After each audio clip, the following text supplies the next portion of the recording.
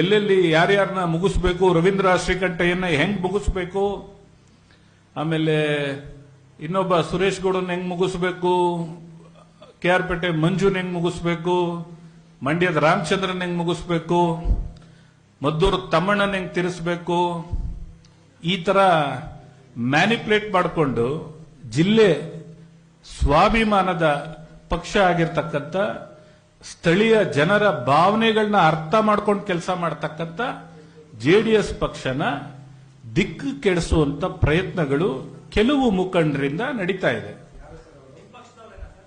ನಾ ಮಾತಾಡದ್ಮೇಲೆ ಕೇಳಿ.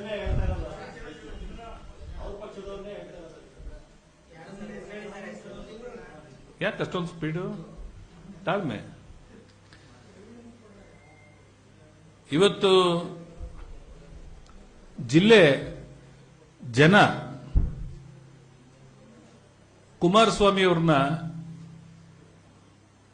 ಮುಖ್ಯಮಂತ್ರಿ ಆಗಿ ನೋಡಬೇಕು 28ಕ್ಕೆ ಅಂತ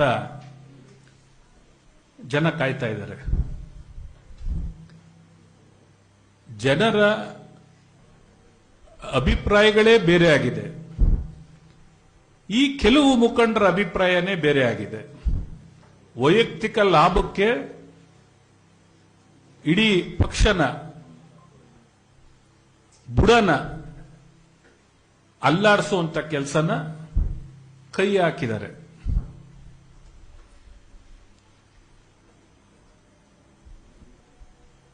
ಇವತ್ತು ಅವರು ಎಲ್ಲೋ ಹಿಂದೆ MP ಆಗಬೇಕು ಅಂತ, ಈ ಸಾರಿ ಚುನಾವಣೆಯಲ್ಲಿ MP ಆಗಬೇಕು ಅಂತ ಸ್ಪೀಡ್ ಆಗಿದ್ದವರು ಕೇಳ್ತಿದ್ರು. ಆಗ ನಾವು ಎಲ್ಲ ಯೋಚನೆ ಮಾಡಿದ್ವಿ, ಮಂಡ್ಯದಲ್ಲಿ ಯಾರು ನಿಲ್ಸ್ಕೋಬೇಕು ನಾವು ಅಂತ. ನಮ್ಮಲ್ಲೂ ಬಹಳ ಚರ್ಚೆಗಳಾಯಿತು. ಅವಾಗ ಕೆಲವು ಕ್ಷೇತ್ರಗಳವರು ಬಹಳ ಆಸೆ ಪಟ್ಟು ಮಾತಾಡಿದ್ರು, ನಾವು ನಿಲ್ಲೇಬೇಕು ಅಂತ ಲಾಬಿ ಮಾಡಿಸಿದ್ರು. ನಾವು ಜನರಲ್ ಒಪಿನಿಯನ್ ತಗೊಂಡಾಗ ಆ ಭಾಗದಲ್ಲಿ ಬಂದಂತ ವಿಚಾರ, ಅಧಿಕಾರ ಬಂದ್ರು ನಮ್ಗೆ ಇರಲಿ, ಕಾಂಟ್ರಾಕ್ಟ್ ಬಂದ್ರು ನಮ್ಗೆ ಇರಲಿ, ಇನ್ನು ಕೆಲಸ ಕಾರ್ಯಗಳು ಮತ್ತು ಈ ಸಣ್ಣ ಪುಟ್ಟ ಈ ಕೋಆಪರೇಷನ್ ಫೀಲ್ಡ್ ನಲ್ಲಿ ಚುನಾವಣೆಗಳು ಬಂದ್ರು ಅದು ನಮ್ಮನೆಗೆ ಇರಲಿ ಅಂತ ಹೇಳ್ತಾರೆ. ಇನ್ನ ಪಾರ್ಲಿಮೆಂಟು ಅವ್ರಿಗೆ ಕೈ ಕೊಟ್ಟುಬಿಟ್ರೆ ಇನ್ನ ನಾವೆಲ್ಲ ಮುಗಿದ್ವಿ ಕಾರ್ಯಕರ್ತರು ಅಂತ ಅವಾಗ ವ್ಯಕ್ತ ಆಯಿತು ವಿಚಾರಗಳು. ನಾವಾಗ ಅನಿವಾರ್ಯವಾಗಿ ಒಂದು ನಮ್ಮ ಪಕ್ಷ ಉಳಿಬೇಕಾಗಿತ್ತು, ಎರಡನೇದು ನಮ್ಮ ನಾಯಕರನ್ನ ನರೇಂದ್ರ ಮೋದಿಯವರು ಬಹಳ ವಿಶ್ವಾಸಪೂರಿತವಾಗಿ ನೋಡಿದ್ರು.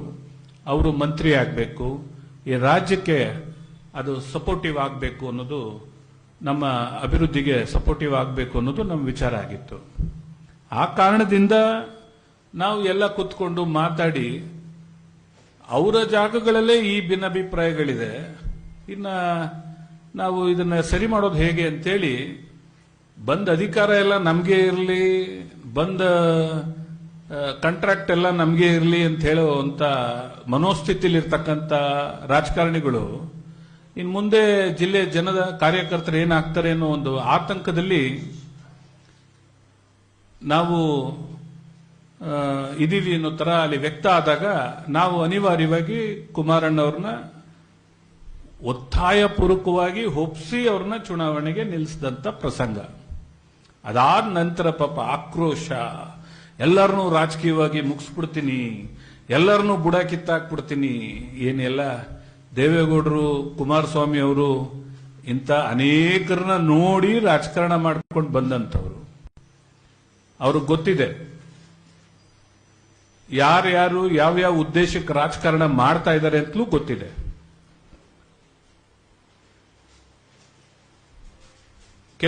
ಕೆಲವು ರಾಜಕಾರಣಿಗಳು ಜನಸೇವೆನ ಪ್ರಮುಖವಾಗಿ ಇಟ್ಕೊಂಡು ಕೆಲಸ ಮಾಡ್ತಿರ್ತಕ್ಕಂಥದ್ದನ್ನು ಗಮನಿಸಿದ್ದಾರೆ. ಇನ್ನೂ ಕೆಲವರು ರಾಜಕೀಯ ಸ್ಥಾನಮಾನಗಳಿಗೆ ಕೆಲಸ ಮಾಡ್ತಿರ್ತಕ್ಕಂಥವ್ರನ್ನು ಗಮನಿಸಿದ್ದಾರೆ. ಹಾಗಾಗಿ ಆ ಮೆಚುರಿಟಿ, ಇವರ ಆಕ್ಟಿವಿಟೀಸ್ ಅರ್ಥ ಮಾಡ್ಕೊಳ್ಳೋ ಮೆಚುರಿಟಿ ಅವರಿಗಿದೆ. ಜಿಲ್ಲೆಯಲ್ಲಿ JDSನ ಇಂಥವ್ರು ಯಾರು ಅಲ್ಲಾಡ್ಸಕ್ ಸಾಧ್ಯ ಇಲ್ಲ. ನಾನು ಹಿರೀಕ, ನಾನು ಬಹಳ ವರ್ಷದಿಂದ ಜೊತೆಲಿದ್ದೆ, ಇದೆಲ್ಲ ಪ್ರಯೋಜನಕ್ಕೆ ಬರಲ್ಲ. ಹಿರೀಕ ಯಾವುದ್ರಲ್ಲೂ ಅಲ್ಲ. ನಾವು 38 ವರ್ಷ ರಾಜಕಾರಣ ಸೀನಿಯಾರಿಟಿನೇ ಇದೆ. ಪಕ್ಷಕ್ಕೆ 7 ವರ್ಷ ಆಗಿರ್ಬೋದು ಅಷ್ಟೇ ಸೇರ್ಕೊಂಡು. ರಾಜಕಾರಣಕ್ಕೆ ನಮ್ದು ಸೀನಿಯಾರಿಟಿ ಇದೆ. ಆ ಲೆಕ್ಕ ಹೇಳೋದಾದ್ರೆ ಇತಿಹಾಸದ ವಿಚಾರದಲ್ಲಿ ಬಂದ್ರೆ ಅದು ಬೇರೆನೇ ಇದೆ, ಮ್ಯಾಚೇ ಆಗಲ್ಲ. ಕೆಲವು ದುರುದ್ದೇಶಗಳು, ಕೀಳು ದುರುದ್ದೇಶಗಳಿಟ್ಕೊಂಡು ಜಿಲ್ಲೆಯಲ್ಲಿ ಜೆಡಿಎಸ್ನ ಹೈಜಾಕ್ ಮಾಡಬೇಕು ಅಂತ ಏನು ಪ್ರಯತ್ನ ನಡೀತಿದೆ ಅದನ್ನ ನಡೆಸಕ್ಕೆ ನಾವು ಬಿಡಲ್ಲ. It's cut and clear. ನೀವೇನಾದ್ರೂ ನಿಮ್ ಬುದ್ಧಿವಂತಿಕೆಯಲ್ಲಿ ಏನಾದ್ರೂ ಕಟ್ಟಾಕಿ ತಗೊಂಡು ಹೋಗ್ಬಿಟ್ಟು ಯಾರಿಗೋ ಮಾರ್ಟಿಗೇಜ್ ಮಾಡ್ತೀವಿ ಅಂತ ಏನಾದ್ರು ತಲೆಯಲ್ಲಿದ್ರೆ ಅದನ್ನ ನಾವು ಬಿಡಲ್ಲ. ನಾವೆಲ್ಲ ಪ್ರಾಮಾಣಿಕವಾಗಿ ನಮ್ಮ ಪಕ್ಷನ ಇಲ್ಲಿ ಬೆಳೆಸ್ಕೊಳ್ಳೋ ನಿಟ್ಟಿನಲ್ಲಿ, ಅದನ್ನ ಭದ್ರಗೊಳಿಸೋ ನಿಟ್ಟಿನಲ್ಲಿ ನಾವು ತಯಾರಿದ್ದೀವಿ. ಯಾವುದೇ ಕಾರಣಕ್ಕೂ ನಮ್ಮ ಜಿಲ್ಲೆಯಲ್ಲಿ, ಯಾಕೆಂದ್ರೆ ಮಂಡ್ಯ ಜಿಲ್ಲೆ ಬಹಳ ಸ್ವಾಭಿಮಾನಿ ರಾಜಕಾರಣಿಗಳಿರ್ತಕ್ಕಂಥ ಜಿಲ್ಲೆ. ನಾವೆಲ್ಲ ಯಾರು ರಾಜಕಾರಣದಲ್ಲಿ ಈ ಪಕ್ಷದಲ್ಲಿದ್ದೀವಿ, ಜೆಡಿಎಸ್ ಪಕ್ಷದಲ್ಲಿ, ಸ್ವಾಭಿಮಾನಕ್ಕೆ ಮತ್ತು ಜನಸೇವೆ ಮೂಲ ಉದ್ದೇಶ ಇಟ್ಕೊಂಡು ನಾವು ಭದ್ರವಾಗಿದ್ದೀವಿ. ಈ ಪಕ್ಷನ ಎಲ್ಲೂ ನಾವು ಹೈಜಾಕ್ ಆಗಕ್ಕೆ ಬಿಡಲ್ಲ. ರಾತ್ರಿ ಹೊತ್ತು ಹೋಗಿ ಒಬ್ರು ನಾಯಕರ ಹತ್ರ ಕೂತ್ಕೊಂಡು ಮಾತಾಡ್ಕೊಂಡು ಬರ್ತೀರಿ, ಬೆಳಗ್ಗೆ ಹೋಗಿ ಎಲ್ಲೋ ಒಂದ್ ಕಡೆ ಕೂತ್ಕೊಂಡು ಇನ್ನೊಬ್ಬ ನಾಯಕನ ಹತ್ರ ಮಾತಾಡ್ತೀರಿ, ಎಲ್ಲೋ ಸೈನ್ ಮಾಡ್ಸಕ್ಕೋಸ್ಕರ ಕುಮಾರಸ್ವಾಮಿ ಅವ್ರನ್ನೇ ಬೈತೀರಿ. ಇನ್ನೂ ತುಂಬಾ ಇದೆ ಎಪಿಸೋಡು, ಒಂದೇ ಸಲ ಬೇಡ. ಯಾಕೆಂದ್ರೆ ಈಗೆಲ್ಲ ಸೀರಿಯಲ್ಗಳು ಜಾಸ್ತಿ ಆಗ್ಬಿಟ್ಟಿವೆ. ಹಂಗೆ ನಾನು ಸೀರಿಯಲ್ ಆಗೇ ಇರ್ತೀನಿ. ಇನ್ನು ತುಂಬಾ ಮೆಟೀರಿಯಲ್ ಇದೆ. ಅನಾವಶ್ಯಕವಾಗಿ ಜಿಲ್ಲೆ ವಾತಾವರಣ ಕೆಡ್ಸಕ್ ಬಂದಿದ್ದಕ್ಕೆ ಮೊದಲನೇ ಕಂತು ಕೊಟ್ಟಿದ್ದೀನಿ. ಬೇಕು ಅಂದ್ರೆ ಹಂತ ಹಂತವಾಗಿ ವಿತ್ ಡಾಕ್ಯುಮೆಂಟ್ ಬಂದು ಕುತ್ಕೊಂತೀನಿ. ತುಂಬಾ ಇವೆ ವಿಚಾರಗಳು ಚರ್ಚೆ ಮಾಡಕ್ಕೆ.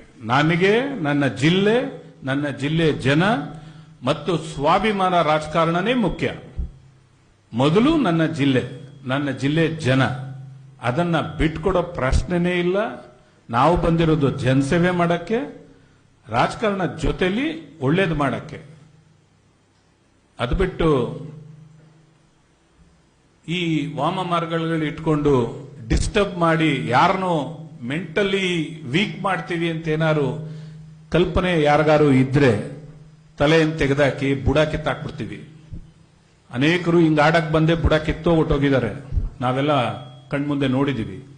ಒಳ್ಳೇದ್ ಮಾಡಿ 4 ಜನಕ್ಕೆ ಒಳ್ಳೇದ್ ಮಾಡಿ ಬದುಕೋಣ. ಈ ಮಾಧ್ಯಮ ಇಬ್ರು ಅದನ್ನ ಬ್ರೋಕರ್ ಅಂತಲೇ ನಾನು ಕರಿತೀನಿ, ದಳ್ಳಾಳಿಗಳು ಅಂತ. ಇನ್ನು ಮುಂದೆನಾರು ಆ ಮಾಧ್ಯಮದ ಮುಖ್ಯಸ್ಥರು ಇದ್ರ ಬಗ್ಗೆ ಗಮನ ಹರಿಸಲಿ. ಅಸಲಿ ಸತ್ಯಗಳಿದ್ರೆ ಚಪ್ಪಾಳೆ ತಟ್ಟಿ ಸ್ವಾಗತ ಮಾಡ್ತೀನಿ. ಇಂಥದನ್ನ ಇಮಿಡಿಯೇಟ್ ಅವರ ಮೇಲೆ ಅಧಿಕಾರಿಗಳ ಗಮನಕ್ಕೆ ತರಲಿ. ಇಂಥದ್ದು ಹಾಕಬಾರ್ದು. ಅಲ್ಲಿ ನಡೆದಿದ್ದು ಸನ್ಮಾನ ಮಾಡಕ್ಕೆ ಕಿತ್ತಾಟ. ರವೀಂದ್ರ ಶ್ರೀಕಂಠ ಏನ್ ರೈಲ್ ಹಸ್ಕೊಳ್ಳಿ ಅಂತ ಶ್ರೀರಂಗಪಟ್ಟಣದಿಂದ ರವೀಂದ್ರ ಶ್ರೀಕಂಠಯ್ಯ ಮೈಸೂರಿಗೆ ಹೋಗಕ್ಕೆ ರೈಲ್ ಹತ್ಬೇಕಾಗಿಲ್ಲ. ಹೊಸದಾಗಿ ನಾನು ರಾಜಕಾರಣನೂ ಮಾಡ್ತಾ ಇಲ್ಲ. ಪಾಪ ಅವನು ನಮ್ಮ ಇಂಡವಾಳ್ ಸಚ್ಚಿ ಏನೋ ರೈಲ್ ಗತ್ತುಬಿಟ್ಟಿದ್ದ, ಅದಕ್ಕೆ ರವೀಂದ್ರ ಶ್ರೀಕಂಠಯ್ಯನವ್ರ ಕಡೆಯವರು ರೈಲ್ ಗತ್ಸ್ಕೊಳ್ಳಿ ರವೀಂದ್ರನ್ನ ಅಂತ ಜಗಳ ಆಡ್ಬಿಟ್ರು ಅಂತ ಕೆಲವು ಪತ್ರಿಕೆ ಬರೆದಿದ್ದಾರೆ. ಇಲ್ಲಿ ಇಂಥ ನೀಚ ಹೇಳಿಕೆಗಳು, ಇಷ್ಟೊಂದು ಸಬ್ ಸ್ಟ್ಯಾಂಡರ್ಡ್ ಪಾಲಿಟಿಕ್ಸ್ ಮಾಡಕ್ಕೆ ನೀವು ಬರಬೇಡಿ. ಅದಕ್ಕೆ ರಾಜಕಾರಣಿಗಳು ಇದ್ದಾರೆ, ಕೆಲವರು ಅಂಥದ್ದು ಮಾಡ್ತಾ ಇದ್ದಾರೆ. ಸಬ್ ಸ್ಟ್ಯಾಂಡರ್ಡ್ ಪಾಲಿಟಿಕ್ಸ್ನ ಸ್ವಲ್ಪ ಸ್ವಾಭಿಮಾನದಲ್ಲಿ ರಾಜಕಾರಣ ಮಾಡೋರ್ಗೂ ಗೌರವ ಸಿಕ್ಕಬೇಕು ಸಮಾಜದಲ್ಲಿ. ಇಲ್ಲ ಅಂದ್ರೆ ನಾವೆಲ್ಲ ಮಂಕ ಆಗ್ಬಿಡ್ತೀವಿ. ಇದನ್ನ ನಿಮ್ಮ ಹತ್ರ ಹಂಚ್ಕೊಳ್ಳೋಕ್ಕೇನೆ ನಾನು ಇಲ್ಲಿ ಬಂದಿದ್ದೀನಿ.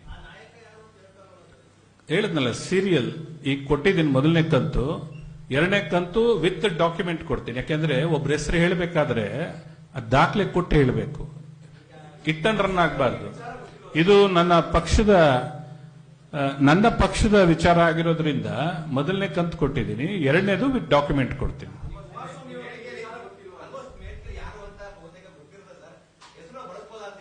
ನಾ ಹೇಳಿದ್ನಲ್ಲ, ವಿತ್ ಡಾಕ್ಯುಮೆಂಟ್ ಕೊಡ್ತೀನಿ. ನಾನೊಬ್ಬ ಮಾಜಿ ಶಾಸಕನಾಗಿ ಹೆಸರನ್ನ ಹೇಳದೆ ಇವತ್ತು ಮುಗಿಸಿದ್ದೀನಿ. ಹೆಸರು ಹೇಳಬೇಕು ಅಂದಾಗ ನನ್ನ ಹತ್ರ ದಾಖಲೆಗಳಿದೆ, ಆಡಿಯೋ ರೆಕಾರ್ಡಿಂಗ್ಗಳಿವೆ, ಇನ್ನೂ ಬೇರೆ ದಾಖಲೆಗಳಿವೆ, ವಿತ್ ಡಾಕ್ಯುಮೆಂಟ್ ಕೊಡೋ ಸನ್ನಿವೇಶ ಬಂದಾಗ ಕೊಡ್ತೀನಿ.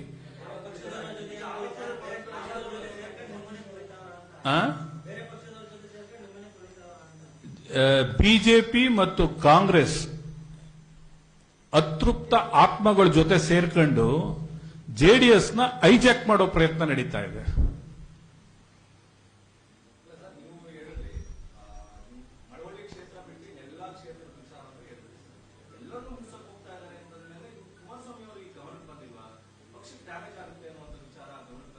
ಖಂಡಿತ ಬಂದಿದೆ, ಅವ್ರಿಗೂ ಬಂದಿದೆ. ಅನೇಕ ಸಲ ವಾರ್ನಿಂಗ್ ಆಗಿದೆ, ಎಲ್ಲವೂ ಆಗಿದೆ, ಇದೆಲ್ಲ ಚರ್ಚೆ ಕೂಡ ಆಗಿದೆ.